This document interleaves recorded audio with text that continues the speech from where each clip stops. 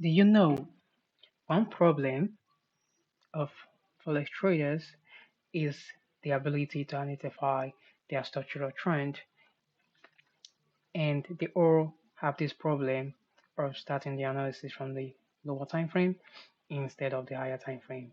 Now, right here we have BTC, and we notice that BTC currently at this current market, that the market has been on a consolidation stage.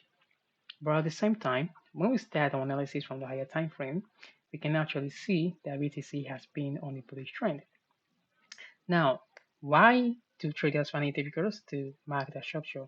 They find it difficult because they cannot be able to identify their risk structures, and these risk structures are structures that are formed on the higher time frame. And the attention in which they are to pay to is the external highs and lows. This is where we have the real structure resting.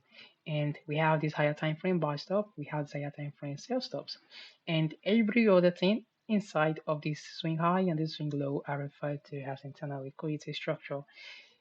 These are the things that we need to pay attention to when we are on our chart analyzing, and we all have to start our analysis from the higher time frame.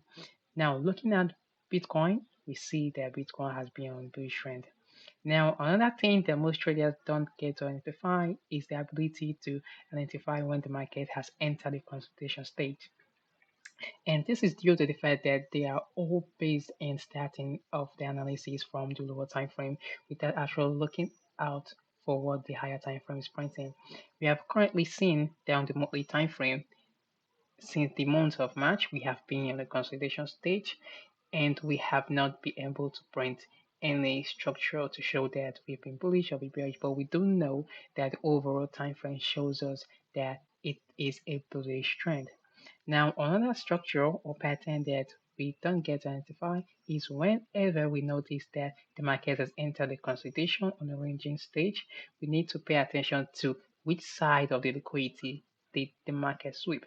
Now, if the algorithm tends to trade lower to take out areas of support, it means that it is buying depending orders of the stop loss resting below the area of support. Now, these stop losses are known as buy orders below the area of support.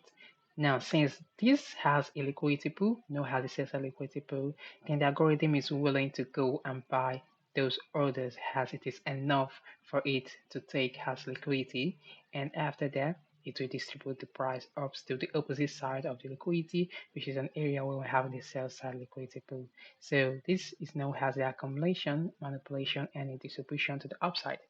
Now we have noticed that we've been consolidating, and the next thing we pay attention to is how the market sweep one side of the liquidity. Now we notice that we have this high right here having a sell side liquidity pool, and we have this low having a sell side liquidity pool. The high is the buy side liquidity pool. The first area of liquidity that was swept is the sell side, and it happens to be that it traded into a buy side imbalance, balancing every buy orders that was now mitigated right here. So if we can now possibly run down to the lower time frame, and we can actually see on the daily time frame that we shifted a trend by doing what? Breaking this high that was expected to push the price lower.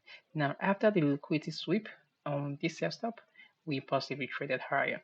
Now that is the point where we can possibly go down to your lower time frame, and we're looking for a structure to trade that has to realign with that of the higher time frame.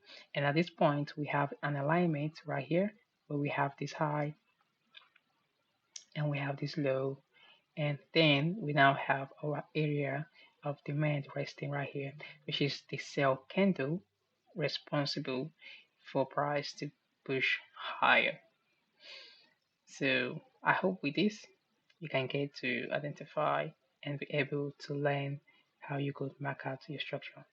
Don't forget to follow us on YouTube, Facebook, and Instagram as Demetrius. Bye.